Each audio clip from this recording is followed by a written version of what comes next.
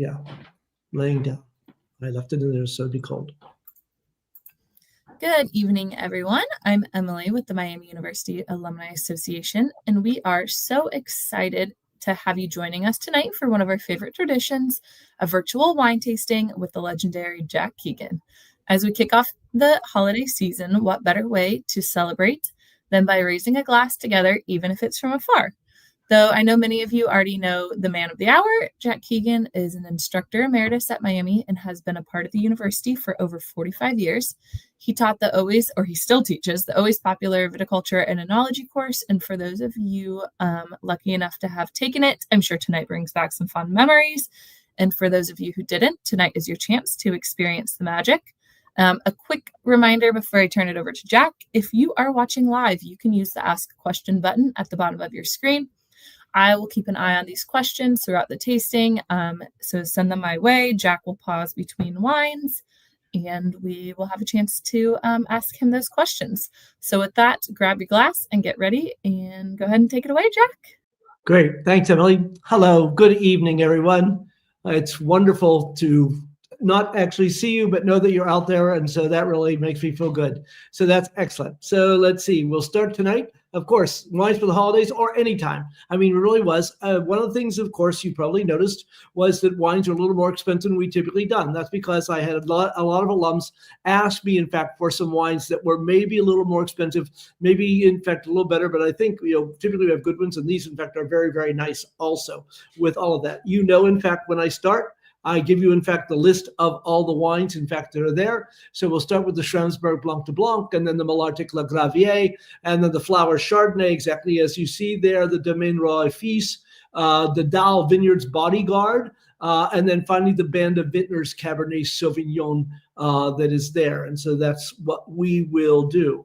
And if you've been at these before, you also know the first thing I do is pour a glass of wine. I mean, that's why we're here. And of course, every time for some of you, it's like, oh my God, he's going to do it again. I'm going to show you how to properly open a bottle of sparkling wine. It's always fun when I look at these things because it's like, okay, now where is the tag? The tab is fairly not easy to see. But I always, in fact, as I say practically every time too, John Dome always said, you never take the capsule off. The bottle looks naked. And so I always have the capsule, in fact, that will still be there.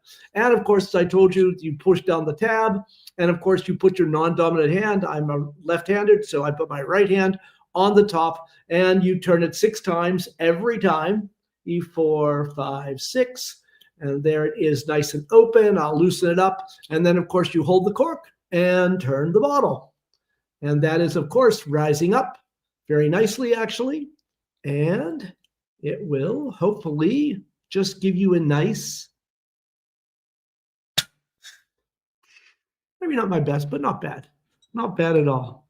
This is Schramsberg Blanc de Blanc. And of course, you can, of course, pour it into a white wine glass, but I always like pouring it into a sparkling wine glass or a flute, simply because I enjoy watching the bubbles so much.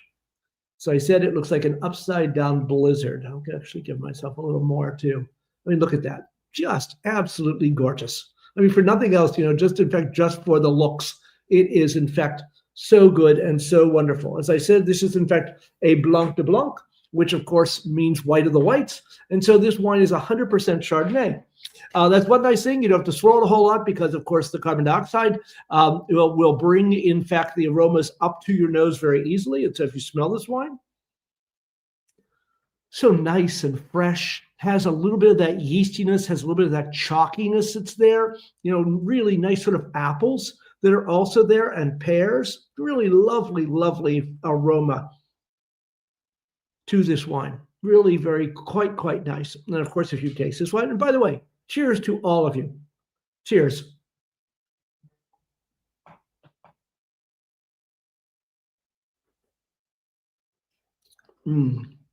Lovely, crisp, has that wonderful, apples. Granny Smith's, sort of all the way, really nice, but also has a little bit of that yeastiness. Has a little bit of a full finish, because in fact some of this wine actually spends a little time in oak.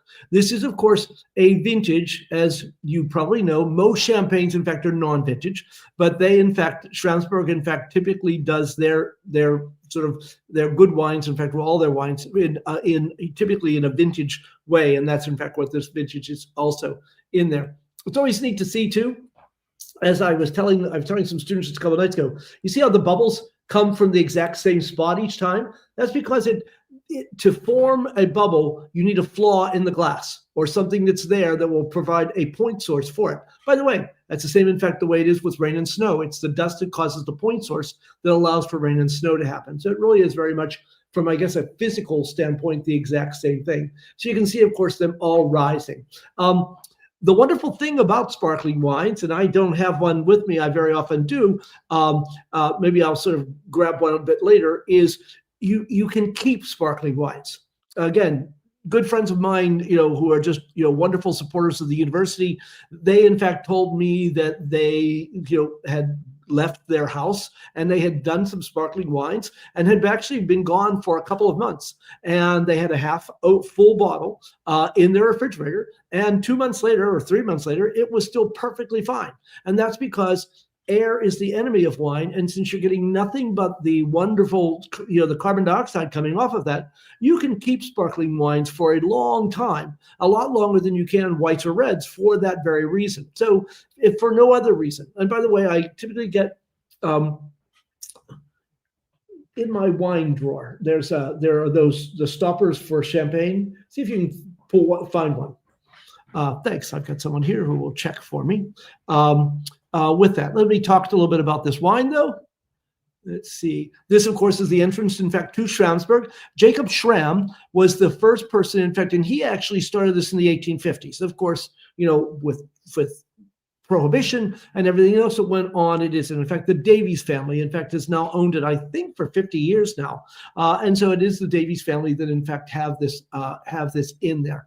Again, wonderful. They actually have the grapes come from a number of different places.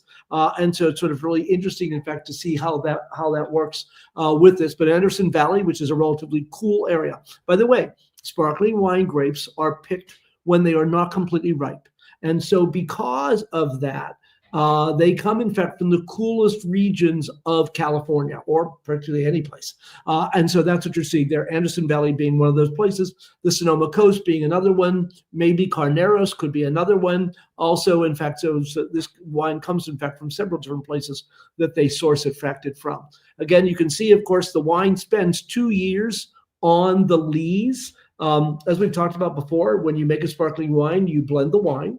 This is, of course, 100% Chardonnay, but you have the wine, and then you add sugar and yeast to it. And then, of course, it goes in the bottle, and it stays in the bottle sideways for 2 years before, in fact, it's eventually they get rid of the yeast, and then they put the regular cap on, just like we saw come out of the bottle. And so that's the way that works with that. In there. Again, this is, in fact, the home where you can go for the tastings, etc. This is, of course, one of their iconic pieces there in the pond that, in fact, is on the property. So it's very, very, very neat. As you can see, this 100% Chardonnay. You can see, of course, it comes from a lot of 4 different counties: Sonoma, Napa, Mendocino, and Marin. I was surprised that 1% Marin, because there are not many vineyards in Marin County. North Coast, of course, has that appellation then because of where it comes from. And look at the harvest dates. Anywhere from August 9th to October 1st. That's or 3rd. It's really pretty amazing, in fact, to see that in there. You can see 22% of it, in fact, did spend some time in the barrel. That, in fact, is the wine before it went into the blend, then to go into the bottle. And then 2 years in the lees. Alcohol, as typical, 12.2%. So almost all sparkling wines are between 12 and 12.5% of alcohol. And the residual sugar is 9 grams per liter. And so certainly a brut right in there, and does. But it has that real wonderful, not only the toastiness, but it has a really wonderful fruit flavors because it's California fruit. And so it gets a little riper. So it's a little rounder and riper than very often a lot of wines that you would see from, say, Champagne or other places where, in fact, was it. And of course, it was just released in February. Exactly. Thank you.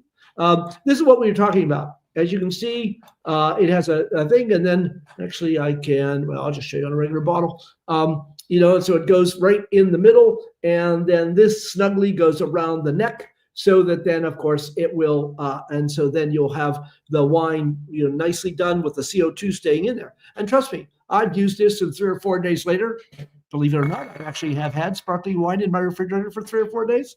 I know, hard to believe, but you do, in fact, find that it will stay perfectly fine. So it really is a very good way to do this. And what do people think of this wine? Again, Wine Inspector gave it 92. Dynamic and fragrant, offering lemon blossom, orange peel, blanched almond flavors, finishes on a vibrant, fresh accent. And I think, of course, all those are fine. I'm not sure. Yeah, maybe a little lemon. I still get more apple out of it in anything else that comes. But of course, it all depends on, how long it's been in the bottle, how long it's been there, etc. So good. Very, very nice sparkling wine.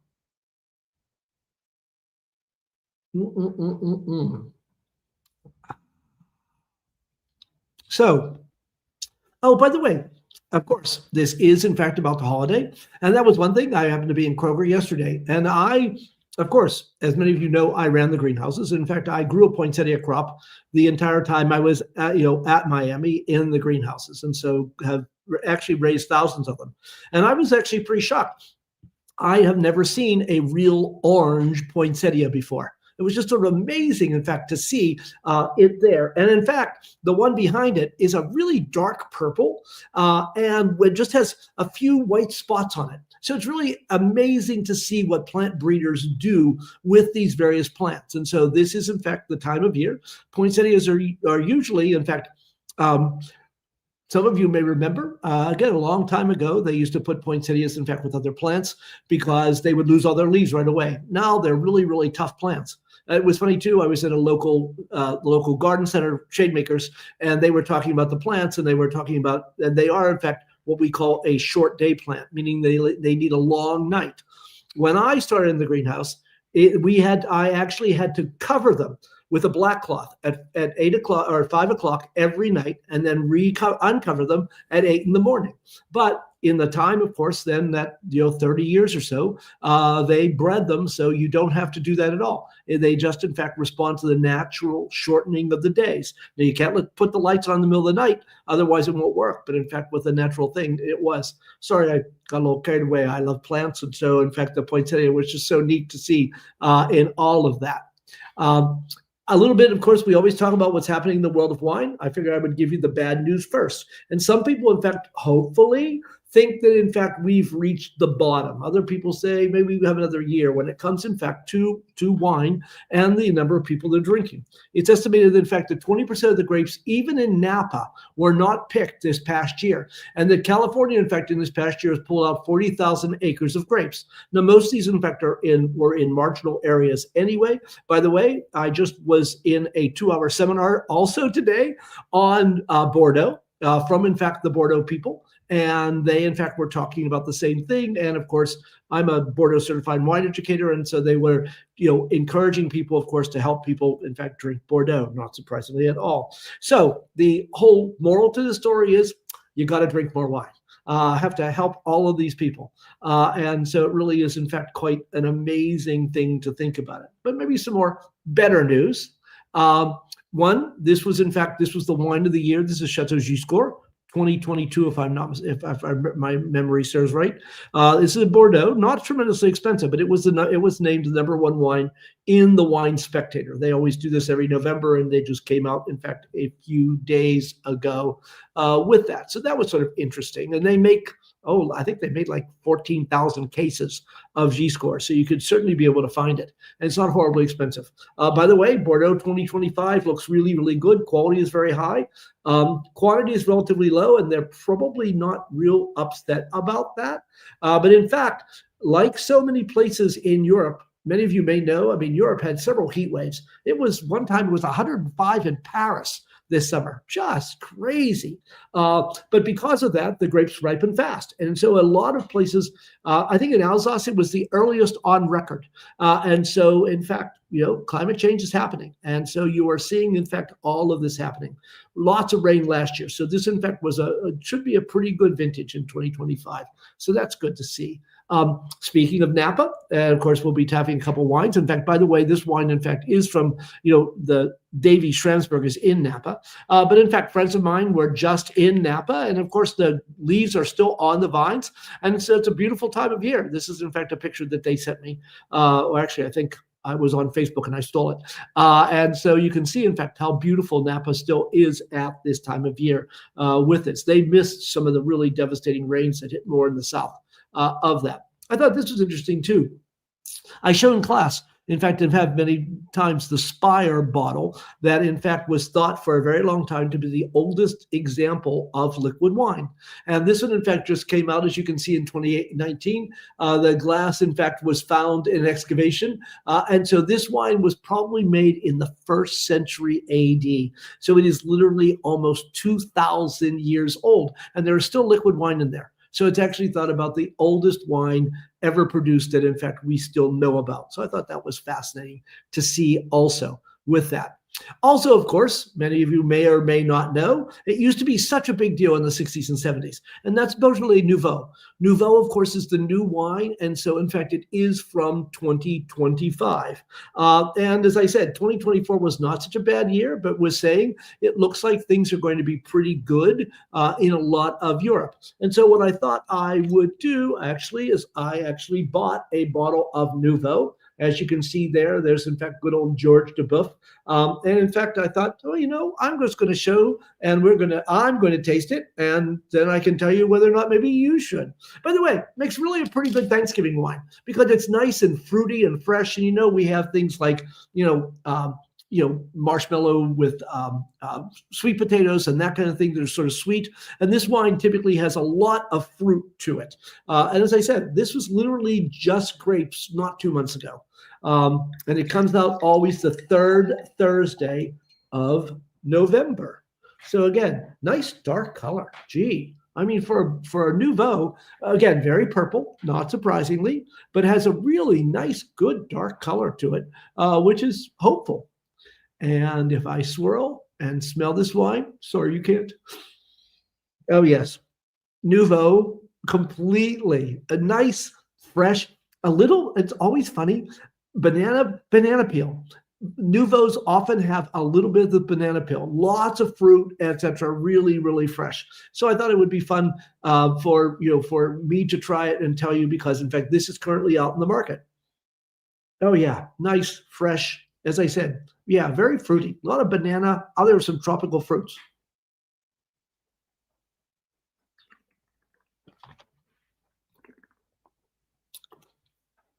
It's a quaffing wine. I mean, it really it's nice and fresh. Has lots of acid. Has really good fruit. Yeah, I mean, that's an okay wine. Nothing wrong with that at all. Has a nice finish to it. A little orange on the finish. So it's amazing. For years and years, Nouveau never was above $10 a bottle. I think this is currently $14.99, and so it's interesting. And so I thought, this is what happens this time of year. So I thought, in fact, that's what we would do. So let me continue here. The next wine we're having is, in fact, from Bordeaux also.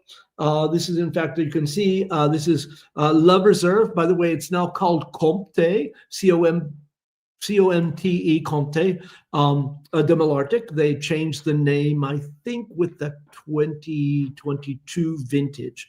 And so this one is a bit older. This is from Malartic Le Gravier.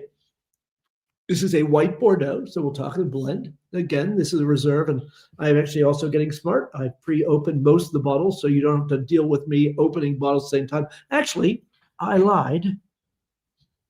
I thought the next wine we're doing, and we will taste them in order as we talked about, but the next wine, in fact, is Flowers, which is here. And the reason I decided to open this one on the, while we're doing this was because of the flower. It's sort of really nice that there's actually a flower right on the middle of the cork, because when I open a bottle of wine, I like to take my corkscrew with the point right there, and I can put that right in the middle of the flower on an angle. And so then I will twist it up and twist it in. And then, of course, put it in there. And I really like the double hinged corkscrew that you see there because you put it in so far. You take the first hinge, you lift it up, and you take the second hinge and you lift it up. And that's how you open a bottle of wine. I'll get back to flowers in a bit. Now back to our regular scheduled program, to Malartic La Gravier. This is Reserve. So this is actually their second label. By the way, if you can afford it, their first label, which of course is just called Malartic La Gravier, I would think now is probably running $60, $70. And it is truly wonderful. By the way, they make both reds and whites. They actually, in fact, have a lot more red than they do white. I think actually I may have some numbers there, but it's like 4 or 5 times red grapes than white grapes.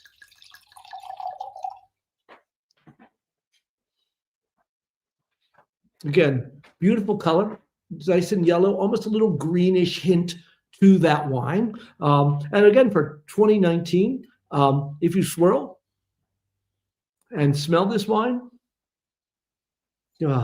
just lovely. It reminds me of a mown hayfield, or also chamomile that's there. It's just such an inviting aroma. Really is beautiful. A little bit of brioche, little breadiness to it also. And part of that probably comes slightly buttery, because in fact this does see some oak. Beautiful wine, absolutely beautiful. And of course you taste this wine.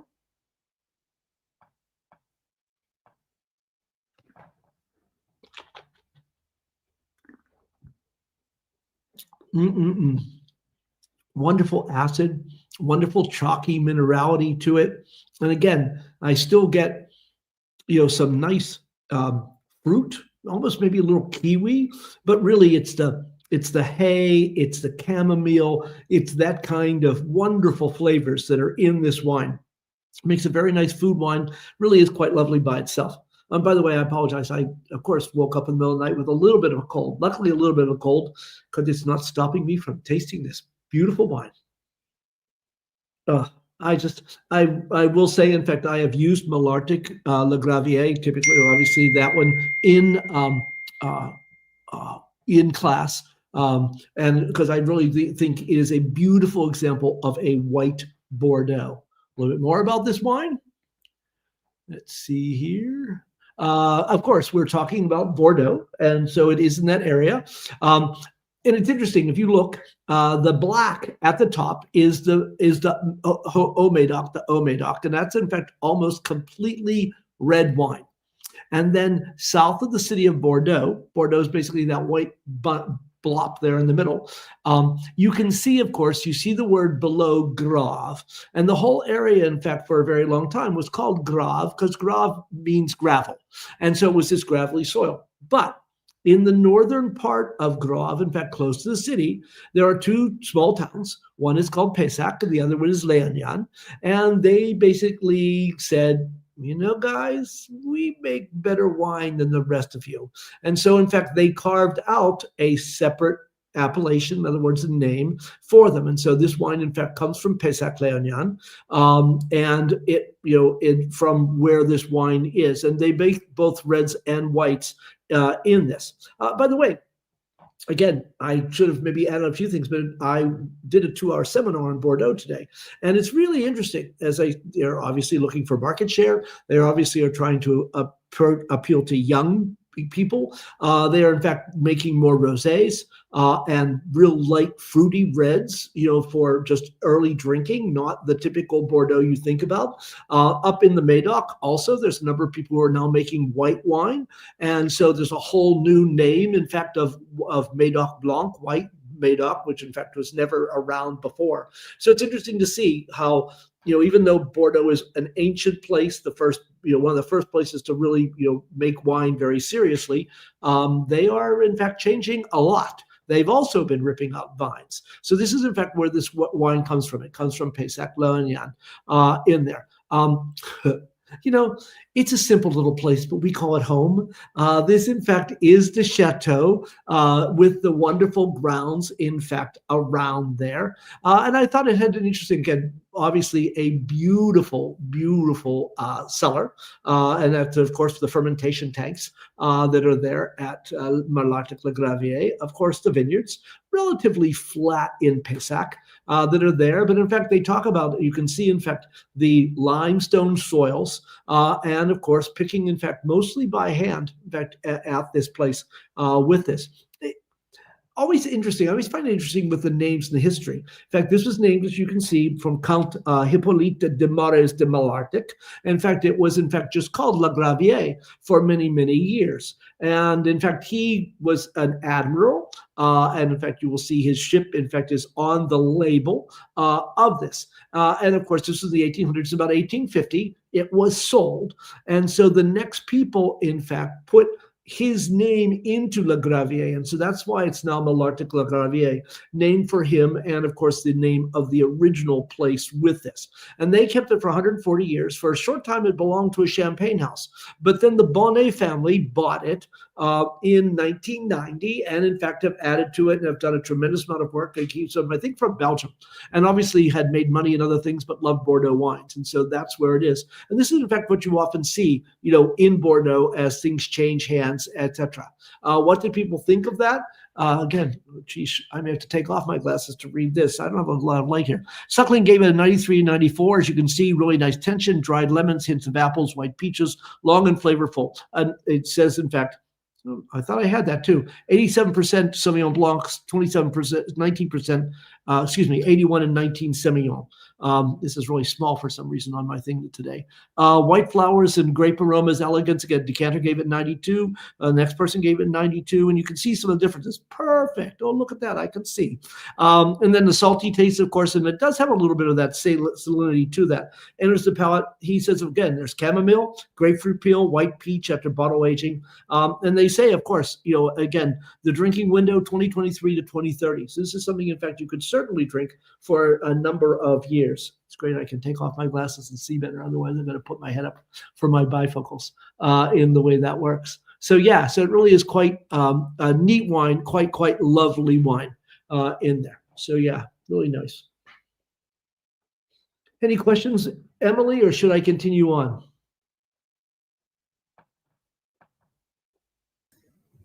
Sure. We have, or the other ones that came in aren't necessarily specific to these wines.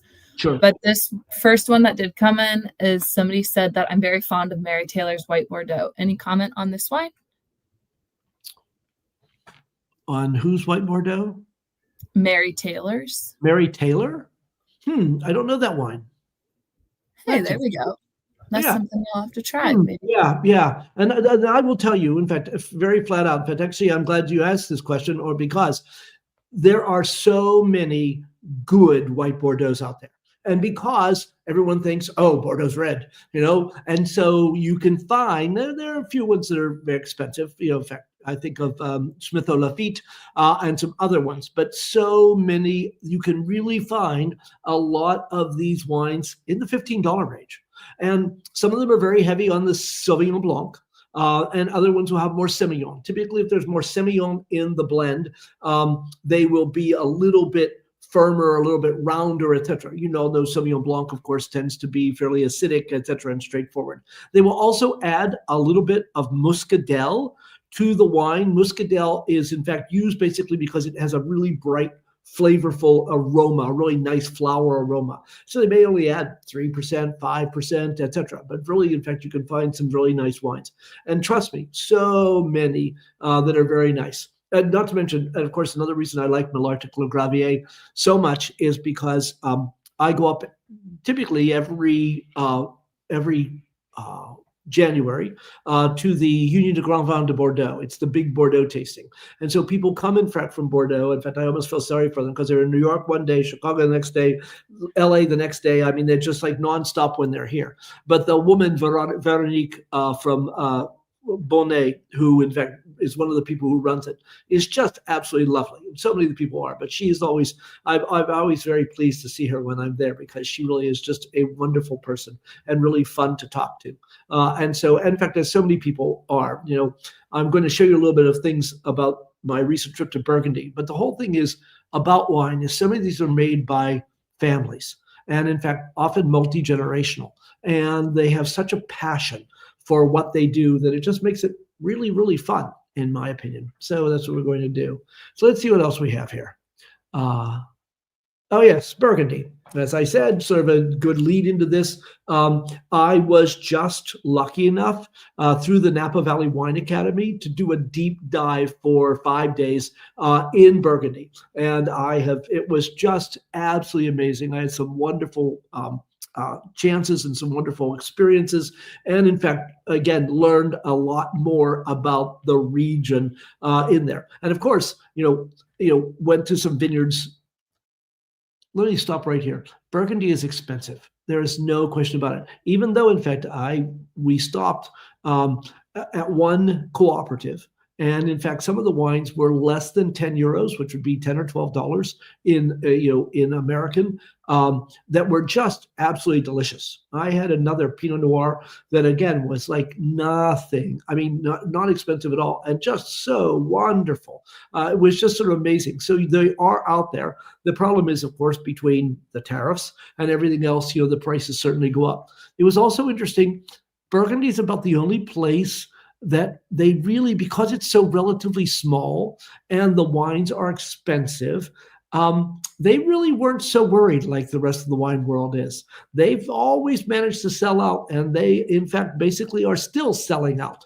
And so they're a lot less worried than Bordeaux is, or California, or any place about this. But I thought I would, in fact, just give you a little bit of background in between the wines about Burgundy itself, since I was just there.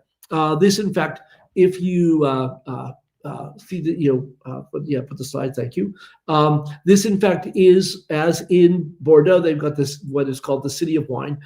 This is, in fact, a building that you can go that will tell you a tremendous amount about Burgundy itself. It's in, by the way, the town of Beaune. Beaune, of course, is the main town in Burgundy, and so the largest, and you'll see a couple other pictures of it. But this is just very modern, and some of the screens, I think I've got a picture in here, some of the things that they've done and the very imaginative way that they have shown you what is there was just amazing. It really, really was. The technology also that was used to enlighten you was just incredible. One of it, in fact, I spent more time talking about limestone than I ever thought I would in my entire life. But this is actually a thing showing you all the different kinds of limestone that you can find in Burgundy.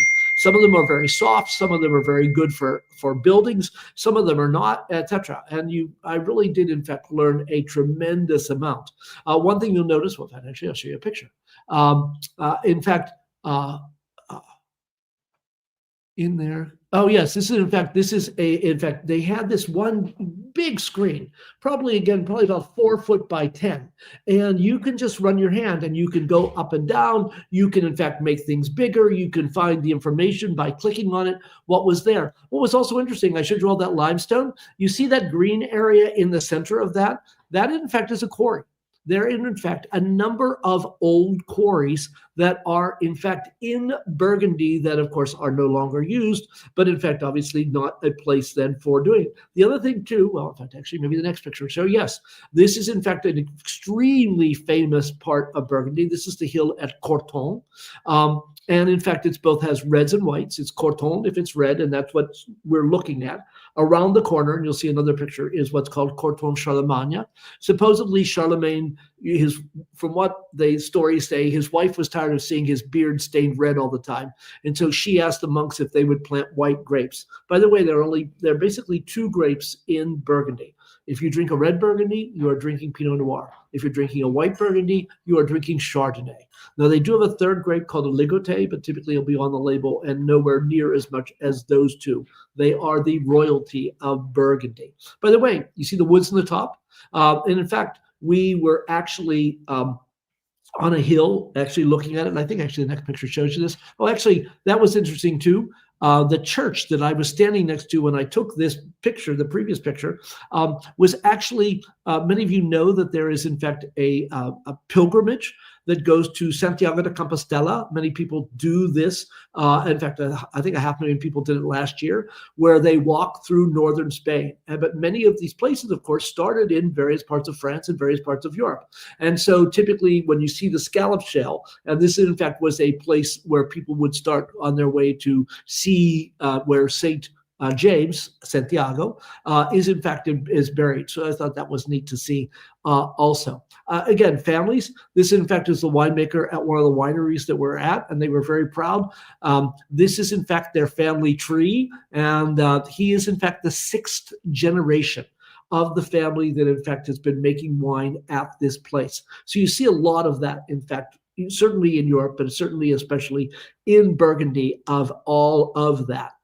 This, of course, this you see the old cellar that's here. This is actually the family's private cellar. This is where they keep their stash of things, and obviously certainly older in that. And of course, you can see this picture, hopefully better than I can. And you can see, of course, this beautiful, you're actually looking, the hill at Corton, now we're seeing from the other direction. And this is looking down across, in fact, Burgundy. Burgundy is basically one long hill, somewhere around, 20 miles long. And in many cases, the widest part is only 1.5 miles.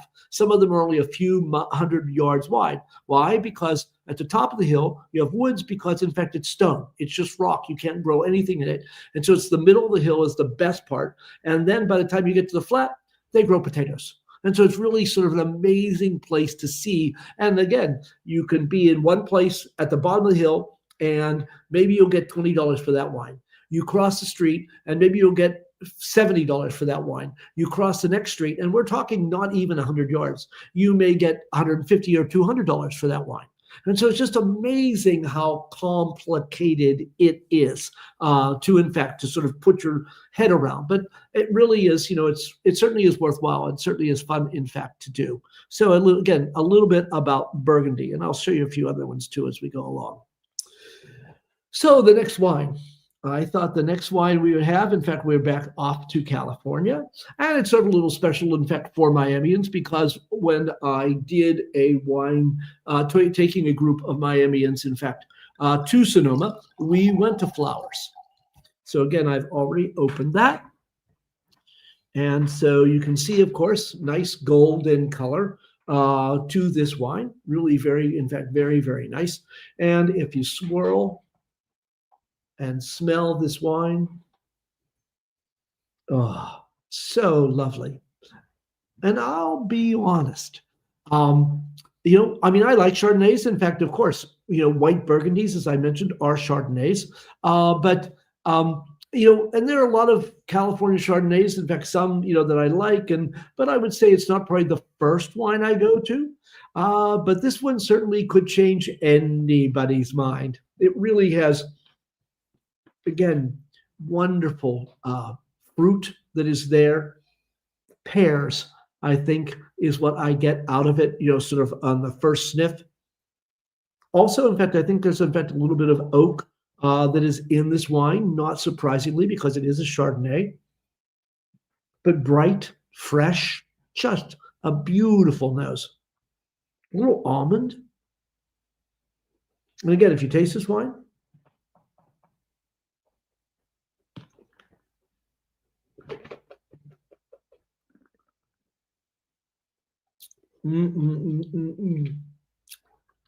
rich, round, but not heavy.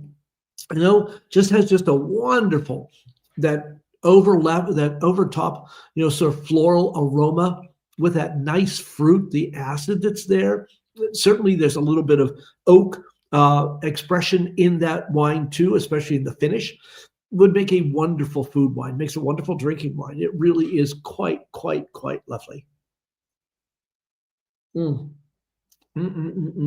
Yeah, the a little bit more of the oak comes comes in the finish, but that really is just beautiful. A bit about this wine. This, of course, is in it's what's called Sonoma Coast.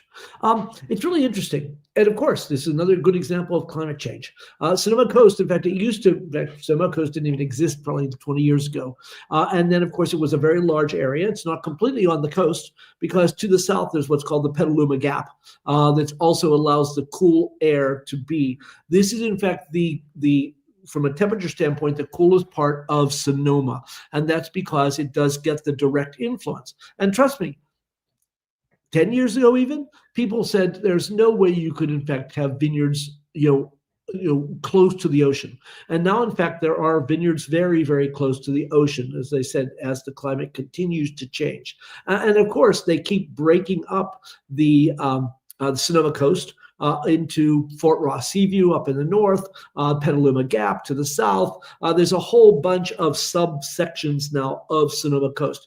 But this is definitely cool climate. This is where basically the best Pinot Noir and Chardonnay come from, in fact, in Sonoma. Basically, other places in California too make good both of these, but especially in Sonoma, Russian River Valley, and of course Sonoma Coast are the places, in fact, where you're going to find the really lovely wines, which, in fact, this one certainly is.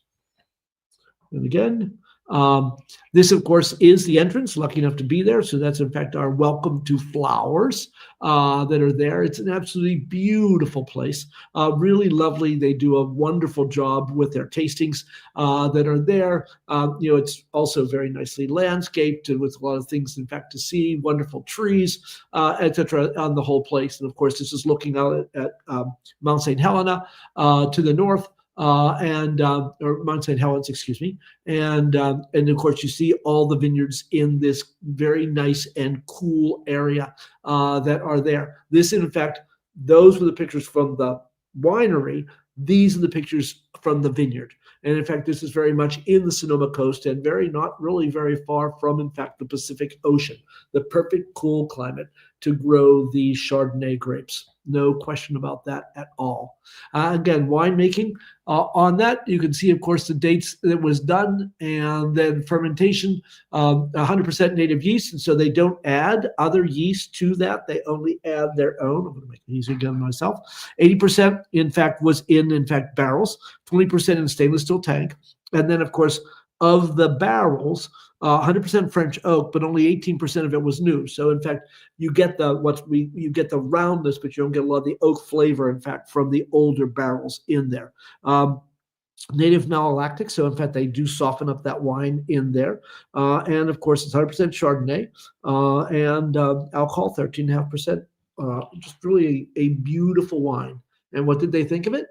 Believe it or not, this in fact was number 45. I think that's what that says, or 43, excuse me, on the with the Wine Spectator. And then you can see, of course, delicate aromas of white flower, coastal minerality, beautiful nose of Chardonnay, hints of kaffir lime, fresh herbs, elements, thing. You can certainly read the rest of that yourself too. And then, of course, the Sonoma Coast there with Jeb Dunnick, refreshing notes of preserved salted lime, green apple, certainly there, wet stones, delicate spice, full though compact, light in its feet, which it really is. Fantastic clarity, focus, electric energy propels the wine with a refreshing and balanced feel. Exceptional vintage for this wine is the ability to hold over the long haul. And you could certainly hold this wine for 5 years, no problem at all. I mean, because of the acid that's there, this wine, in fact, will be beautiful for at least the next 5 years. No question at all. I laughed. I should put my glasses back on. I had taken my glasses off yesterday, and a friend was here, and he goes, "I've never seen you without your glasses." So it's sort of funny. It's like, I got them in, I don't know, like 5th grade, and I asked, when should I wear them? And he said, what do you want to see? So I've worn them ever since. Okay. Questions, Emily? Yes. So this again isn't super specific to this wine, but somebody said, why are the wine bottles shaped differently? Does it have to do with the type of wine, or is it all aesthetics? Good question. What you have, in fact, you just saw with the flowers, and I will, in fact, pull out the next bottle. This is a Burgundy bottle. It has, in fact, the sloping shoulders. And so typically, even though this wine is from the Willamette Valley, they will put it in a Burgundy bottle because almost all Pinot Noirs, again, they are, Burgundy this is a Burgundy bottle. So in fact, your Chardonnays and your Pinot Noirs are almost always put in this bottle. And so it's tradition more than anything else. There's really no other good reason to do this. That's the same thing too. It used to make the bottle stronger. There would be what's called the punt or the kick up that's here. It's not necessary, but again, it's tradition. The other typical bottle will in fact be the Bordeaux bottle. And the Bordeaux bottle has the shoulders, has the high shoulders. And it in fact is because it was done in Bordeaux. So when you're doing typically Cabernet, Merlot, or other grapes that come from Bordeaux, you will put it in this kind of bottle. And so for the most part, it's tradition. That's the same thing too. When you even get a Riesling, here in the States, they will put it in basically what's called the Alsatian flute or the typical German tall bottle. And again, and it really is tradition. Now, it doesn't have to be, and you will see a lot of variations more, again, marketing.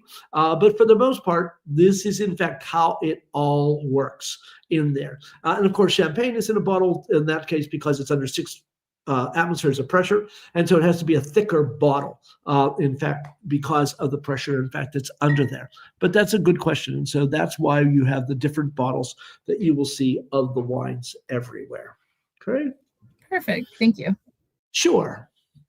Let's see, where are we? Oh, yes, I'm jumping back, in fact, to good old Burgundy. And one of the places, in fact, that if you go to Burgundy, you need to stop. This is the Clos de Vougeot. This was originally, and you can sort of tell by looking at it, this was a monastery. What happened was, of course, the Benedictines were a religious sect. In other words, they were a monastery. And the Cistercians, basically, they thought that the Benedictines had gotten a little too loose in what they did, etc. So they wanted to reform and be much stricter, etc. And so they formed an offshoot called the Cistercians. And the Cistercians' motto was the cross and the plow. And they, in fact, were very much going out into the country and, in fact, raising crops, etc. And certainly the major one that they did was wine. Well, of course, I know this will come as a shock, but there are a lot of bad people in the world. And very often those bad people sort of worry about their immortal souls as they get older, at that point in time, probably in their 40s or 50s. And so what they would do is they would try to buy their way to heaven. And so they would give the monks vineyard land to, of course, pray to help them get into heaven. And so, in fact, they gave so much vineyard land to this area that literally by 1336, they walled in like 125 acres of vineyard land that belonged to them. Of course, you may or may not know, during the Reign of Terror in 1789, when the French Revolution, the church, of course, was closely allied with the royalty. And so consequently, the Catholic Church was banned in France for about 15 years, and they lost almost all of their property, and they never got it back. And so this, in fact, happened in a number of countries, in fact, thanks or because of Napoleon in all of this. And so it has belonged to a lot of small producers. But this is still, in fact, a place where they have a big dinner. In fact, they just had the big dinner for the what's called the Hospice de Beaune. This is, in fact, a hospice, of course, hospital that was done, in fact, started in the 1400s. And to support its charity mission, they have given it vineyards, and so they own a lot of vineyard land in throughout Burgundy. In fact, the Faverly, which is a big what's called negociation period, they just in fact gave them some more land to in fact support the hospital. Last year, which would be 2024, they raised $14 million by in fact auctioning off wine. I didn't see what the numbers were this time, in fact, because they just did that this past weekend in there. So this is, in fact, where the big dinner starts on the first day of what's called the Trois Glorieuses, the 3 glorious days. And so the first dinner is, in fact, at the Clos de Vougeot. And there's a wonderful museum there, etc. And so this is what it looked like on the day I was there, which, in fact, was obviously, in fact, the end of October that was there. The vineyards, of course, were there. I think you can see, you may see, actually, I'll show you another picture. But this, in fact, shows you the vineyards, 125 acres, but 80 different people own it. So all have very small parts of it, but they can all call their wine Clos du Vougeot in there. Okay, so again, we'll continue on to the next wine. This is, in fact, as you can say, Domaine Roy et Fils, and it is from the Willamette Valley in state-grown fruit, Pinot Noir.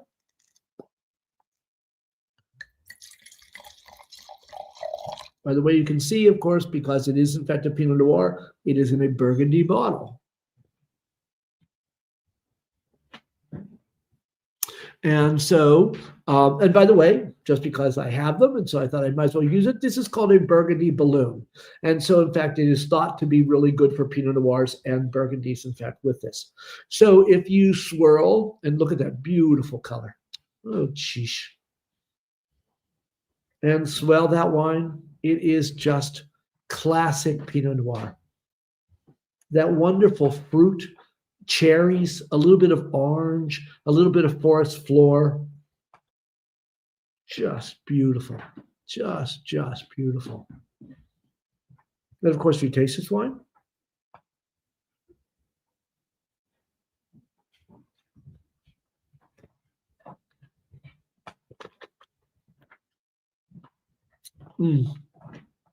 smooth, a little cranberry, a little bit darker too. You know, the way they're cherries, there's a little plum to this wine.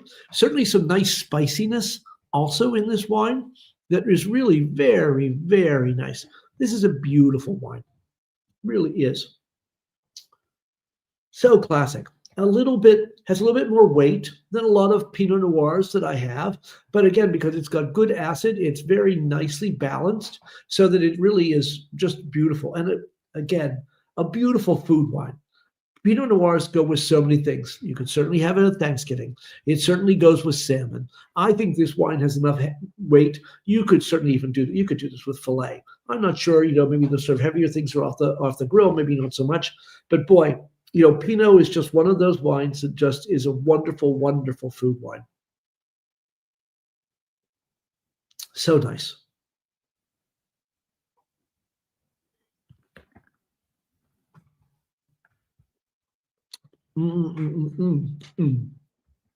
So a bit about this wine. Again, we are in the Willamette Valley, and so here we are in Oregon. There, it is also broken up into a lot of small sub-AVAs, but this is, in fact, and it's interesting, they call it a state-grown fruit, and I should have looked into that a little bit more, and I apologize. But it's really interesting because, in fact, as you can see, this is, in fact, done by this Marc-Andre Roy and Jared Ersel, who started it in 2012. Their fathers were the people who started Beaufrères. Beaufrères was also done by Robert Parker. In fact, I think it's a relative of Robert Parker. One of them, in fact, are a relative of his. And Beaufrères, of course, is one of the best names in Pinot Noir in Oregon. And so this is, in fact, an offshoot done, in fact, by their children with this. And so, again, Beaufrères, again, very expensive, really very, very, very good wine from that area. That's there. Again, beautiful vineyards, lovely Pinot Noir vineyards, in fact, that are there. As, of course, Oregon is about 70% Pinot Noir. So it is their crop. Again, they own two vineyards. This is, in fact, the other one that is there. And this beautiful picture. It's really nice. Of course, I spend a lot of time online trying to find things, to really sort of, whet your appetite about the area, et cetera. And this is a beautiful example. She's just so pretty. So pretty. As you can see, it's 100% Pinot Noir. In fact, they talk about the Goldridge soil. Of course, soil makes such a big difference on this. Winemaking partially destemmed. So in other words, they don't take all the stems off. Sometimes adding the stems add a little bit more weight to the wine, and that's what they did. They actually did a cold soak too, meaning they did not start fermentation right away. They basically allowed the grapes to sit in the grape juice for 6 or 7 days there prior to fermentation. General punch down 2 or 3 times a day, meaning, of course, see, what happens is when you put red wine into a vat for it to ferment, you want the color. Well, what happens with all the skins, etc.? They rise to the top. Well, the problem is then it's not in the juice, and so you're not getting good color. So you've got to go in there and you got to punch it down. So in other words, they have, in fact, a wine thing that they will punch it down to mix it in fact, with the juice. And so that's what they're doing 2 or 3 times a day in this. And so then they spends cold soak in a tank and then 15 months on the lees. And they don't say whether or not this sees any. Actually, I lied. Aging 15 months in French oak barrel, 40% new. I certainly felt that it was there, and really, but very beautifully integrated. I mean, you get that sort of darkness, that sort of forest floor, the thing in there, but it's like, this wine does not scream oak. It really has the fruit to carry it very, very nicely.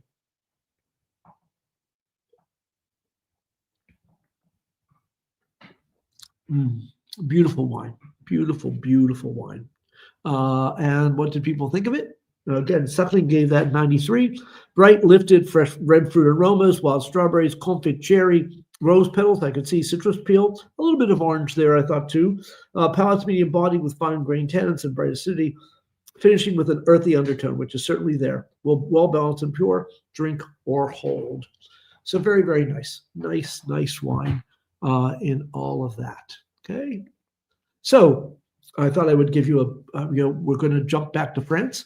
This is at Gevrey-Chambertin. Again, it's sort of crazy. A lot of times, especially considering the prices of Burgundies now, a lot of these wines did not sell. In fact, in the Clos de Vougeot, which we saw just a little while ago, they actually started what was called the Chevalier de Tassevin. And again, it looks like it's an ancient order. Well, it was founded in 1931 because, of course, it was the Great Depression. Nobody was drinking Burgundy wines. No one was buying them. And so that's what they did. And this is why, in fact, the négociants. Well, the other place, too, is there would be certain wines, and Chambertin is one of them.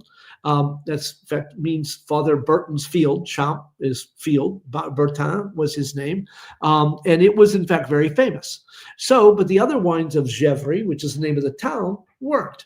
So what did they do? They added the name of the very best wine or very best vineyard onto the name of the town. So then if you sell a Gevrey-Chambertin, then of course, it's Chambertin, or at least close to Chambertin. And so then people were more apt to buy it because they knew Chambertin. By the way, this is in fact same as Vaux-Rominet and a number of other places. It makes it a little complicated in Burgundy, but that's just the way it is in all of that. But look at that. As again, this was the end of October. Obviously all the grapes have been picked. In fact, picking was very early. In fact, most of these people were done mid-September. It was just sort of amazing, in fact, to see in there. You can see on this though, in some cases they leave the smaller bunches, in fact, the bunches that were not ripe when they picked them, and so they may not pull them off the vine, and so that's what you're seeing, in fact, on there. And so you are, in fact, able to, in fact, I end up tasting a lot of grapes that, to taste the Pinot Noir that, in fact, was very, very nice. On that. But look at these pictures. It was beautiful. We really lucked out. We were supposed to get a lot of rain, and it did rain from time to time, but for the most part, I wore my raincoat a lot, but I did not really need it a whole lot. And so we lucked out very much with the weather when we were there. This is another thing. In fact, I was so pleased to see this picture then, so that I could actually show my students, because in fact, it started in France, but of course it's also true for so much of the world, and including the United States, is that the French really know where all of their good things come from. And I mentioned, one of the things that I mentioned is, if you want the best chicken that is raised in France, you need to go, in fact, to Bresse. And in fact, this restaurant had on their outside showing that they, in fact, use these very special chickens that are, raised very well, etc. And so supposedly make the very, very best chicken that was there. And so I saw that. I had to take that picture when I was there, just to show them, because the French know those things. If you want the best lentils, they're Puy. You want the best walnuts, they come from Grenoble. And even places like Roquefort cheese. I mean, we use that word as a generic, but actually Roquefort only comes from certain caves in France to get a true Roquefort cheese. And so this was just one good example of that. So I was glad I got my picture of the chicken in all of that. The other wonderful thing when you go visit this is, of course, and it's the same way in California, there are almost always winery dogs. And he would have, chased that stick if I had thrown it 60 times. I only threw it like half a dozen. in there. But the winery dogs are always, in fact, fun to play with that are there. And of course, they're very used to people. And so that was the winery dog at one of the wineries, in fact, when we were there. I thought you would enjoy seeing that. Okay. Questions before we continue, Emily, or shall we continue? Go ahead and continue, and then my other questions are more generic. No problem. We'll probably just wait to the end. The next wine, of course, now we are into reds. And by the way, typically a red wine glass is larger than a white. This is, in fact, called Bodyguard. It's actually made by Dow, and many people know Dow. This is, in fact, a relatively recent thing that they've started doing. In fact, this, I think, is, in fact, in 2022. This is, in fact, when they started this wine. I didn't see a thing exactly why. I'll be honest, the label's a little creepy. It's really interesting, in fact, to see there. Obviously, someone's protecting somebody, but it's like, it's a little creepy. And I didn't see anywhere, at least it was not easy, and I should have looked more carefully to see what's there. Of course, first of all, still purple. I mean, look at that wine. It is, in fact, still very purple. And it is, 2022, well, not surprisingly, but still more than red, it is purple and very dark. And again, you do not see through that wine very much at all in there. And if you swirl and if you smell this wine, again, now we're to dark fruits, elderberries, plums, things like that. Maybe a little bit of almost a little tobacco that is there, but certainly I see that the dark fruit aromas that are in that wine. And again, if you taste this wine,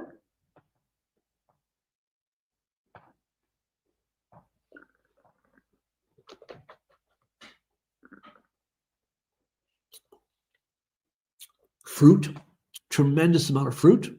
You certainly have there are tannins, certainly in the finish. It's actually really pretty nice. But fruit, it's almost a little meaty in the flavor also. Very, almost a little jammy with all of that, redolent with fruit that is there. Yeah, certainly, plums, blueberries, those kinds of things, all the dark fruits, maybe a little brambly, blackberry also that's there. Yes, very interesting. Very nice, really dark, rich plant thing. And I'll be honest, in fact, a couple of wines, and this is one of them. A little, I wouldn't really say my comfort zone, but this is not certainly one of the first wines that I would go to if I were in a restaurant or if I was in a wine shop to, in fact, pick up or pick out. So I thought it was fun. It's fun. It's what makes tasting fun. And I thought, obviously there are a lot of different people doing this. And so some people would find this, in fact, very nice. It is a very, very nice wine. It's getting a little, in the finish too, there's a little spiciness that's there, and a little bit again, it's almost that graphite, that lead pencil in the finish also. That's very nice. I like that.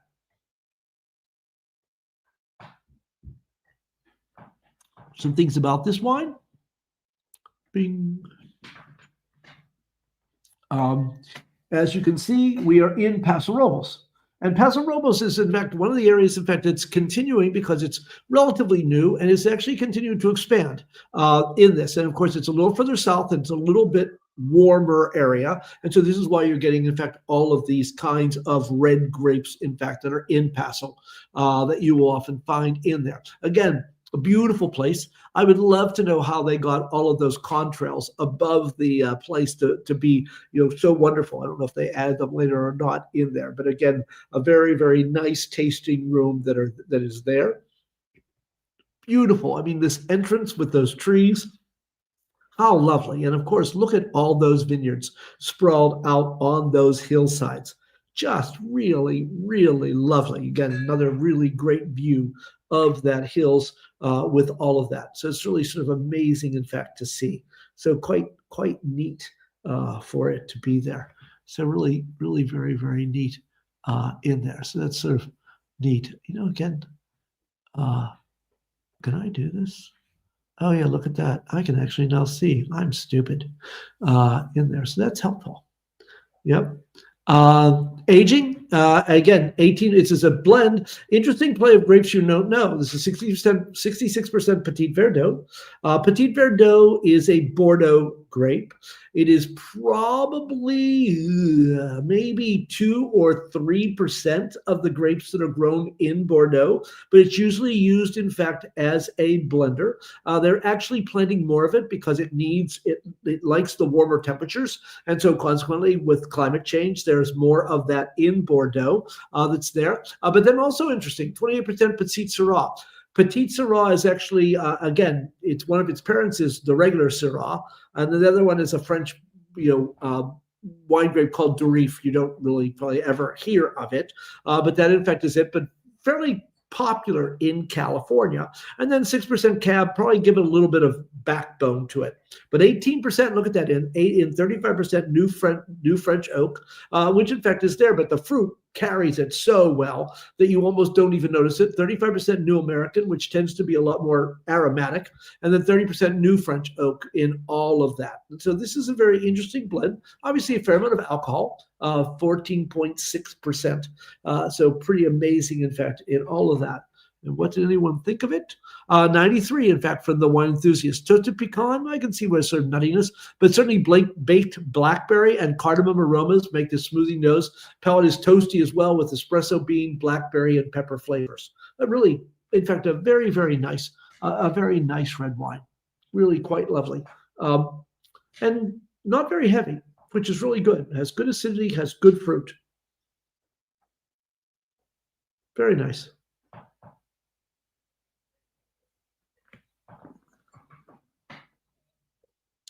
A bit back to Burgundy.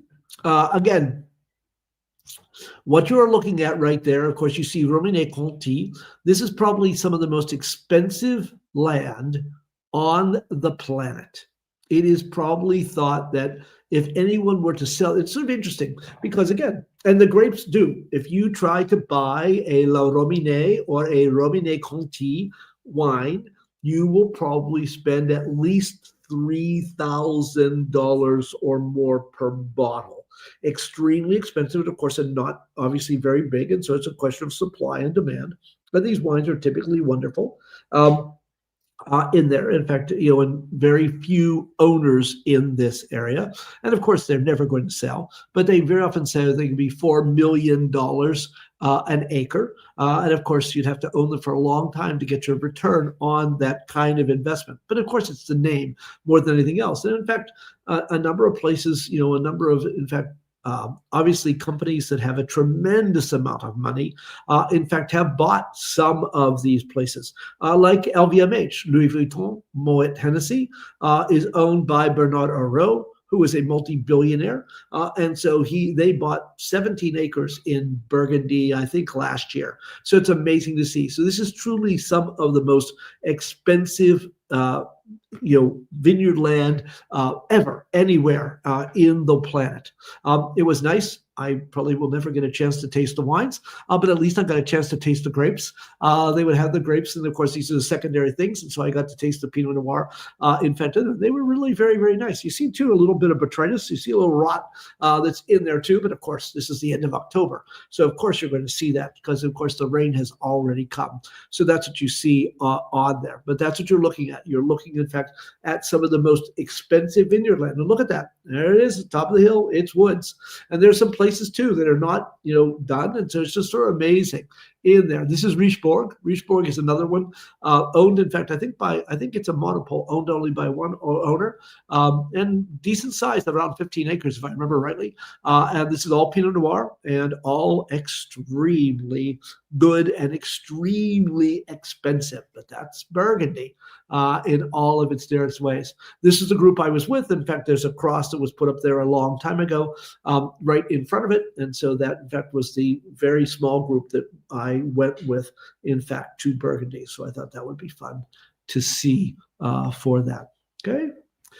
Our last wine for the evening is, in fact, Band of Vintners.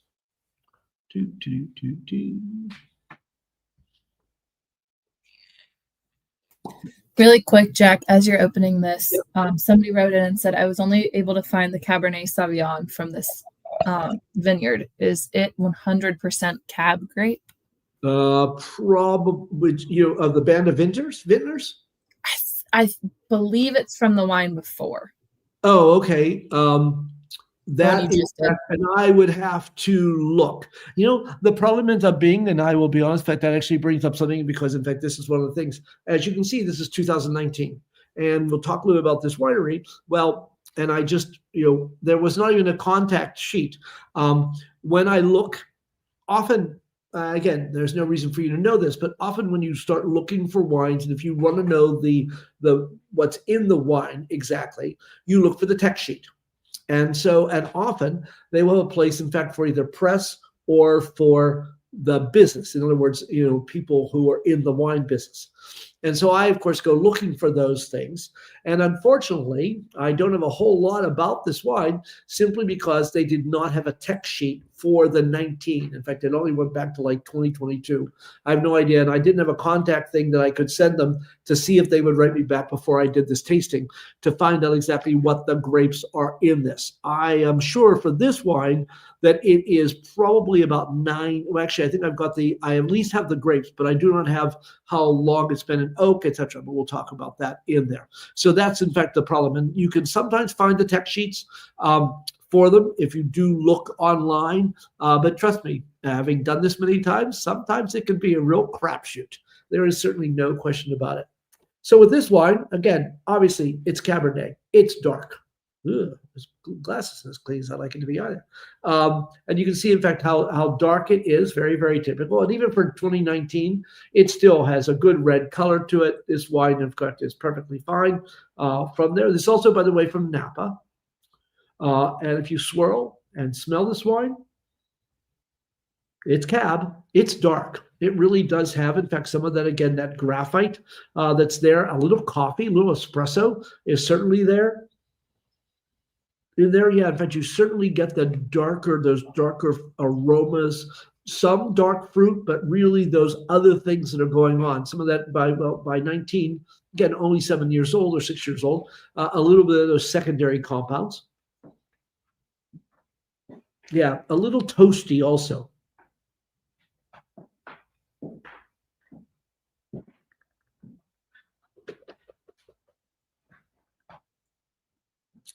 Lots of fruit, though. Yeah, lots of fruit. Again, you're in the sort of plums. Actually, surprising. The finish or around there, then again, it's more coffee. Again, espresso. Yeah, certainly the coffee coming out there. Maybe a little brown sugar there, too. It's got a little sweetness that's there that's sort of interesting in that wine. Yeah. Not a huge wine, I would have to say. I mean, obviously, strong, lots of tannins, etc., but not too heavy. Luckily, it's got that nice thing of acid, which keeps it sort of more light on its feet. So it actually works out very nicely from that standpoint. Interesting wine. So if I tell you a bit about this wine, thank you. Band of Vintners, because in fact, this, as you can see, the band was formed in 2014. Again, it's a question of not having time to find out what happened to everybody. These are 7 wine industry friends at a tasting that they decided, in fact, to produce wine that was exceptional value, so not horribly expensive, especially for Napa, since it's not unusual for you to spend $70, $80, $100, $125 for a bottle of Napa Cab in there. So Band of Vineyards. Today, of course, it's 2 young winemakers and a master somm. Again, to continue the tradition. So obviously they've gone through some changes, which is probably why I could not find a 2019 tech sheet for this wine. Again, sustainable practice, and in fact making it so they are not an arm and a leg. I think wine should have probably cost most of you around $35. Is in fact what it has in there. These in fact are the people who in fact are currently in fact making the wine in the vineyard. This wine is a 76% Cabernet, so they can call it Cabernet. In California, if it's above 75%, you can call it by the grape. If you happen to be in Oregon, they would have had to call it a red blend, because it's 85% in many, many other parts of the world. 19% Merlot, not surprisingly. Cab is typical because, again, it's a little more juicy, a little softer, a little more fruity than the Cab is. And then 5% Cab Franc. This is a very typical Bordeaux blend to a great extent. Because of that, these are all three grapes. In fact, the most widely planted grapes in Bordeaux are, Cabernet Sauvignon and Merlot and Cabernet Franc in there. Unfortunately, I would certainly say this wine has spent a fair amount of time in oak, but I could only make suppositions because I do not have the exact information about how long this wine spent in oak. But I would not be surprised if it was maybe a year in oak, and I would probably say that there's a fair amount of new oak in here, so maybe as much as 30% or so. So it'd be very interesting for that wine. That would be my guesses, and trust me, they are only guesses. So again, some things about. Willifer Wrong gave this 90 points. Fresh and alive in the palates, crushed cherries, like floral notes. That's both of those. Actually, of course, he tasted this now literally over 2 years ago, and so I think it's changed a lot. I don't get as much of the brightness that he does. I really find it a little bit, not heavy, but certainly in the darker aromas and flavors than what he says on there.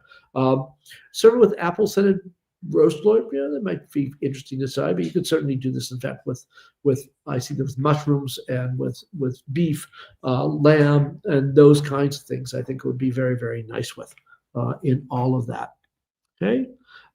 Interesting, as I said about this, is classically, this is in fact from somebody else, and I agree with this a lot. Warm, inviting nose of blackcurrant, violet, bitter chocolate, certainly that with that coffee, the same way. Cedar spices, rich flavors, saturated red and black fruit, spices, hay leaf, soft leather, graphite. I certainly got some graphite cigar box. Excellent acidity, robust for refined tannins. Drinking well already. This will offer pleasure for the years to come. Again, this wine also certainly at least the next 5 years, if not longer. I think without a question for that. So again, if you like that wine, it's certainly worth seeking out in there. To sort of finish up about Burgundy, or I'll tell you a little about it. This is the Hill at Soletre. This is very near Puy-Fuissé. Again, we're now in southern Burgundy. What you have in Burgundy is what's called the Côte de Beaune and the Côte de Nuits. Côte means hills, and so around the town of Nuits and then around the town of Beaune. And that's in fact what many people consider to be Burgundy proper. South of there is the Côte Chalonnais and the Côte Mâconnais hills around the town of Chalon and the town of Mâcon, which in fact makes wonderful wines that I can sort of afford. So it's very nice. But this hill is, again, this wonderful stone outcropping, and of course, surrounded by vineyards. And we were very lucky. The gentleman, in fact, who was there, who was encyclopedic in his knowledge. It was incredible. We took some wine up onto this hillside and, in fact, talked about the area and drank wine at the same time. And it was a beautiful sunny morning about 10:30 in the morning. We're standing up there drinking wine. The wind is probably going around 20 miles an hour past us, but it was warm enough with the sun that it was, in fact, quite special. So this is very, very well known. This is the Hill at Soletre. And of course, these are the vineyards looking down across this whole area. This is Puy-Fuissé, and Puy-Fuissé is the area when Americans learned to say that, especially in the 2000s, they bought a lot of it. And so the quality, in fact, because of overproduction, went down, but now they're just wonderful wines. And so these are, again, white grapes, Chardonnay, that probably, depending on, you can find good ones anywhere from maybe 30 to, again, some single vineyards, $60, $70, $80. So certainly not inexpensive, but quite wonderful wines. Beautiful Chardonnays. This is the other hill, Vergisson. I remembered. And again, just amazing to see these outcroppings, and of course with the trees, and then of course the vineyards, the wineries that we visited around those areas were just amazing. Again, this is also an amazing place. Chablis is also part of Burgundy, all white. Typically, in fact, less oak than you see in the rest of Burgundy. And these hills right above the town are what are, in fact, the best, again, of the best. And we walked up to the top of the hill. In fact, took these pictures. In fact, what the people are doing there is they're looking for rocks because, again, the different kinds of limestone make different flavors. And so there's Portlandia and also Kimmeridgian.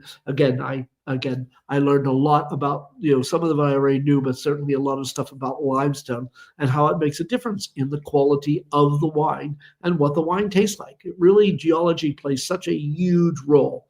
And I thought I would show you this too, because not every one is a family owned. This also came about in 1931 because all these people were facing ruin. And so about 120 small producers got together to form a co-op. And so this is a co-op, and you can see, of course, their huge presses here. And of course, tons of stainless steel. They literally make 3% of all of the wine from Burgundy is made by this very large cooperative. And the wines were fine. The wines were, in fact, of very good quality. I was really very pleased with it. They undoubtedly import to the United States, but I'm not sure that they do import to Ohio. I just didn't really have that time to look. But you see all of this stainless steel that in fact is there, of course, which they use mainly for Chardonnay, but of course, other places, in fact, there were oak and barrel rooms and the whole bit that were there. It was a very interesting place to visit in all of that. And again, outside of there is what is called Le Montrachet, and this is Chevalier Montrachet. This, again, extremely expensive, probably some of the most expensive Chardonnay you will ever see. Every place we'll talk about the other places, in other words, like Romigny-Conti, Richebourg was all Pinot Noir. These are pure Chardonnay vineyards. And again, Le Montrachet will push you back $250, $300. And then, easily. In fact, I was looking. And in fact, the Chevalier the same way. And some wonderful, wonderful wines in here. So that's the vineyards that you are looking at up on that hillside. If you also get a chance to go to Beaune, you need to visit this was the hospital in Beaune that was done in the 1400s. It is now a wonderful museum, an absolutely beautiful place, in fact, to visit within the town of Beaune itself. We were lucky enough. I've got tons of pictures, but I'm not going to, bore you with all of them in there.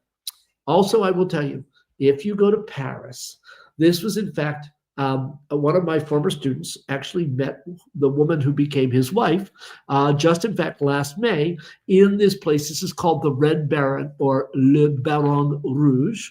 And I was there the previous October, and I went back this October with two of my former students, which in fact is so great. You can see all the different wines that are written up there on the chalkboard, and it changes, and they're all very inexpensive, and they come from all over, easy to try a number of different wines. And it was packed even at 5:30 in the afternoon, 5:30, 6 o'clock. I mean, and there's a place out along, big sort of porch. I mean, just solid people, and so Paris. It's really one of my favorite places to go because it just is wonderful. The wines are wonderful. I had a 2-year-old high five me this time. I didn't show you the pictures. In fact, it says no dogs, and there are 2 miniature greyhounds. In fact, they're in there. It's just wonderful slice of Paris. And of course, this is me with, in fact, one of my students from about 10 years ago, who's now, in fact, studying to be a chef. And unfortunately, don't have pictures of my other things. And then, of course, did I have a good trip? Did I have a good time on this trip? Hopefully that picture of me at Chevalier Montrachet shows, in fact, what a good time, in fact, I had on this trip. I have a couple more things, and then I'll be happy. Actually, why don't I take questions now, and then we'll finish up. Sure. Let me get to my questions. Drink a little champagne. One came in and I didn't, so sorry for looking at my other screen because I didn't copy it into. But somebody said that the DAOU website gives a good explanation and context to the meaning of the Erie label design. Oh, good.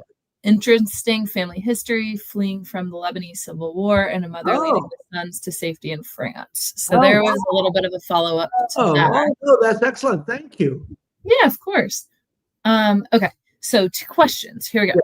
And they're all pretty generic. So here's one that's about all of these wines. What is your suggested wine for Thanksgiving dinner with all of the traditional sides? Would any of these work well? Always, always. In fact, one of those things that it is, as I said,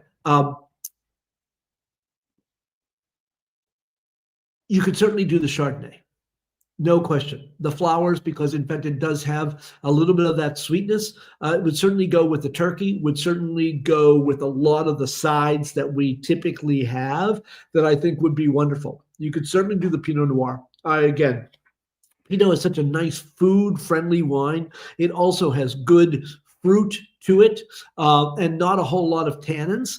That in fact, a well-made turkey would also be very good with that. And again, a lot of the sides that are there, all the other wonderful things that we have in there. And by the way, nothing wrong with, in fact, some Nouveau. It's nice and fresh and fruity. And as I said, especially with some of the things we often have that are a little sweet on the side at that point, it would go very well. And, certainly don't have to be as expensive as some of these wines are.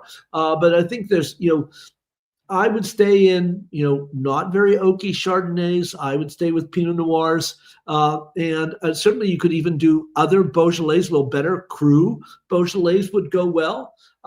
If you want to go, depending on, again, your background, etc., you want to go a little more Italian, you could do a Valpolicella, I think, because again, medium-bodied, nice fruit would go very well. Even a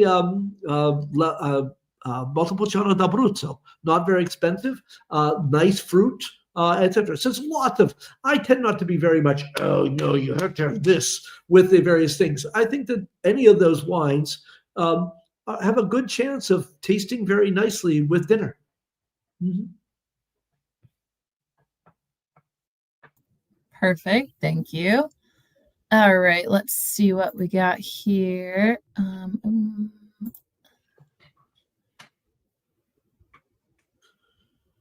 Okay, so we have two more. And one is, what is your favorite place to drink wine in Oxford? Well, other than my house, come on. Yeah, probably my house first. And unfortunately, very unfortunately, there's not a lot of places to drink wine in Oxford. And certainly I do office hours at Crew, the wine bar, very often. In fact, I was there just Wednesday night with a bunch of students, having a very good conversations, etc. So that was a lot of fun. Again, mainly talking about what they were doing sort of over the break and that kind of stuff. So it makes it really very, very nice. So if I'm going to drink wine in Oxford, other than my house, it would probably, in fact, be a Crew. Okay, here's one more, and I wasn't able to copy it over, so sorry for looking at my screen. Nope. What recommendations do you have around large format bottles, 3 liters or 5 liters for crowds around the holiday? And you should show, is your new wine? Oh, yes, I almost forgot. I laughed. That's right. Thank you. Because, yes, and I would have remembered. Again, just in fact, a little while ago, a good friend of mine, and it will make, in fact, a great sort of decoration for Christmas. And so she just gave me this bottle. Of course, I don't know if you can read that says cheers. You can see as it turns around through that. And of course, the thing, so it's like, yes, so I love it. I have to laugh. I have another really big bottle downstairs that's, again, plastic. Again, sparkling wine bottle. And it's great. I was, as some of you may know, I was in fact just in Denver doing an alumni wine tasting. Had a wonderful time. And in fact, my friend who was there worked for me in the greenhouse. Scary how long I've been here because, of course, he graduated in '82. And we've stayed good friends all of this time. And I had a wonderful time out in Denver, with him. And we ran around. But in fact, another one, the person who was in class, as many of you know, of course, you're not supposed to ever step on the seal. But as you're graduating, you often see people have all these various rituals. And so I have this great picture of this person who is now finishing up her residency in medicine, of her, in fact, basically laying on the seal with this giant bottle, of course, up like this. So it's just really great. Someone may end up borrowing this one. I have no doubt that might be happening at some point in time so that they can be on the seal for that. So yeah, so it's a great memory. It's really fun. Mm-hmm. Okay, back to the question though. I know. One Four. last question. I know. Oh, I need four. I knew we lost you when we pulled up that bottle. What recommendations do you have around large format bottles? Oh, that's right. 3 That's liters or 5 liters for the holidays. the thing is, and you can find sometimes on the flash sites some things very nicely. And trust me, I have no problem, even certainly in the middle of winter, having a rosé. And the thing is, they're tougher to find some places. And it really is. I mean, obviously, let's face it. You always get oohs and ahs when you bring out that that one double the Magnum, or you bring out a Jeroboam, a 3 liter or something like that. It's always like whoa, because it really is. In fact, they are quite special. And of course, the other wonderful thing about large formats is, especially in a good wine, it ages more slowly. And so you can, in fact, keep it for a longer period of time that is there. So again, if you have that many people coming, having a large format bottle, again, if it works with dinner, certainly a good idea. My only caveat is that they're not easy to find. Some of the flash sites, I'm trying to think if it's WTSO, they actually have a whole thing where they have a special day where they have, in fact, all large format bottles in there. And so sometimes you can find some really interesting wines that way. Yeah, in fact, I just opened, just a Magnum, though, because, again, I had a whole bunch of students over just a week or so ago. And so, in fact, I opened a very nice Magnum of a rosé because it was a nice evening. And so, yeah, so I opened a Magnum of just Provence rosé that, in fact, was very, very nice. So, yeah, they're fun. There's no question about that. The large format bottles always make a great impression. Finding them is the problem, and but I'm very much for enjoying the large format bottles. Did I do better?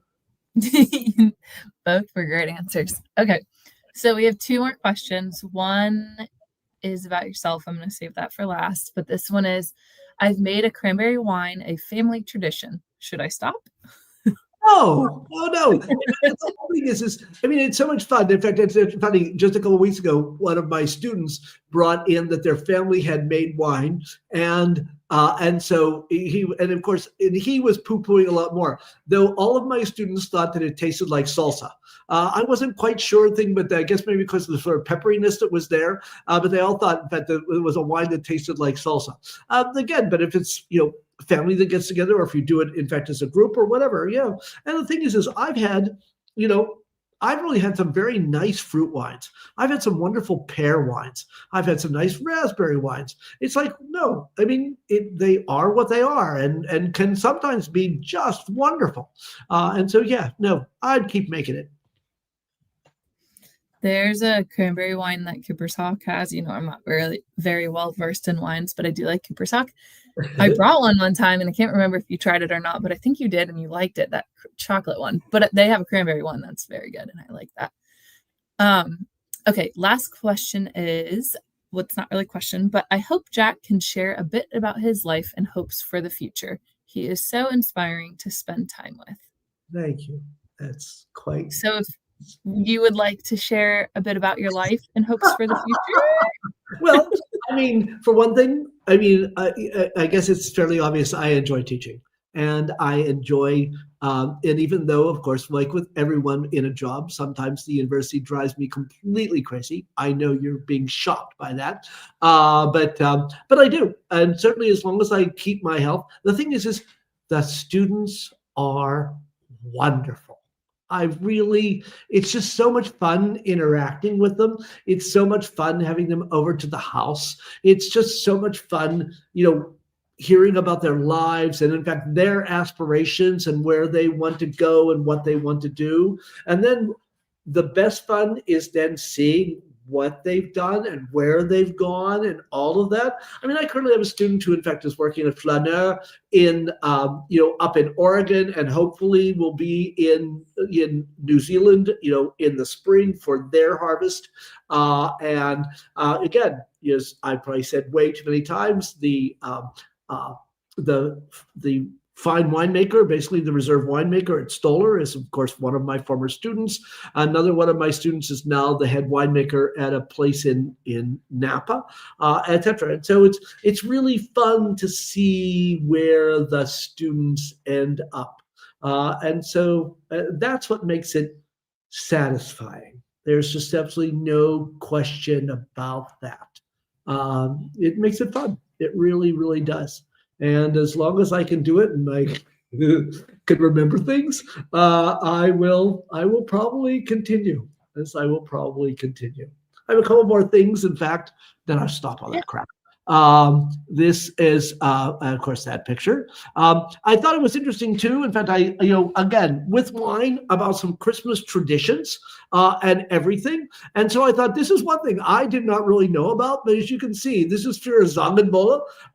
What happens is, of course, not surprising, many of you probably know Glühwein. And in fact, because many, of course, cold climates have a thing of mulling the wine. The English, of course, mull their wines, and everyone does this, and you add very often port, you add slices of orange, etc. And so you very often think, and of course, it's something to keep you warm when you're going to the Christmas markets and places like that. I did not know about this, where they actually take a big piece of sugar and they soak it in rum, and then they light it, and then the drippings end up going down into your mulled wine. I was talking to a friend of mine today, and we thought that would be worth trying. I'm not sure I could get the big piece of sugar, but I thought that was really sort of very fun. So this is very much something that, in fact, because I thought, well, what happens at the holidays, in fact, with wine that, in fact, are traditions? And that was one of them. This is another one. In fact, supposedly it came up, I love this. It came up in, I think it was like 1902 or 1907. And it's because the wine, again, there was an overabundance of grapes. Sounds familiar. That's what we're going through now. So what did they do? They made it a tradition that you have cava, and this is actually a New Year's thing. There's stroke of midnight, again, 12 things. You eat a grape. And so you eat a grape with each stroke of the thing, and then, of course, finish it off with cava. This is, in fact, in a lot of Latin countries, but especially, in fact, came up in Spain. So I thought that was really interesting, in fact, to see. The other thing, of course, is sort of funny when you read these things. As they say that, in England, they keep the ports and sherries, or they're in the back of the cupboard. No one pays any attention to them for 11 months of the year. And then December hits, and all of a sudden they pull out the ports and sherries, all the sweet dessert wines, and they have them with Stilton or when people come over, etc. And so they drink ports and sherries all December, and then when January hits, it goes to the back of the thing again. And so it never, ever it doesn't come out for the 11 months. So I thought that was, in fact, very funny, etc. It's interesting, of course, one of the things, in fact, that, as I've alluded to other times in these things is, of course, alcohol can be dangerous. There is no question about this. But all of the positive things, in fact, when I was out in Denver, as I said, the things about getting together with friends, as many of you, in fact, are doing right now, having these kinds of interactions, doing these kinds of things, yes, there is, in fact, some danger in everything we do. Every time we get behind the wheel of a car, when you grill meats, you're causing carcinogens to happen there, all the things that we do, but you need to make good, informed decisions. And in fact, moderation, etc. And so I really feel very, very, very strongly about wine, not to mention the fact that I certainly feel very strongly about this, because let's face it, as you can see, wine now, the glue holding this 2025 shit show together. And in fact, I've been really hoping that for a very, very long time. And so finally, happy holiday from me and from the Miami University Alumni Association. Anything else I need, Emily, or are we done? Nope, we are done. So I'll go ahead and close this out. A huge thank you. First of all, thank you to everyone who was here this evening. It is wonderful reaching out to you and knowing that you're there. Thank you, Jack. So a huge thank you to you for sharing your time with us, your stories, your expertise. We appreciate all that you do for the Alumni Association and everything that you do for our alumni friends and family who tune in. So we appreciate all of you who tuned in and submitted questions. We're so glad that you chose to spend your evening with the Miami University Alumni Association. We hope that you had a great time and maybe even discovered a new favorite wine that you plan to share with your family or just enjoy by yourself this holiday season. So just a quick reminder, all of our webinars, both upcoming and previously recorded, are on alumlc.org/MiamiOH. Those are free and open to all. So we hope that you join us. Jack and I were just chatting about scheduling a virtual tasting for this February. So stay tuned for that. It will be a part of our virtual Winter College Week. So that will be our next upcoming tasting with Jack. So as always, have a wonderful weekend and a great holiday season, and love and honor.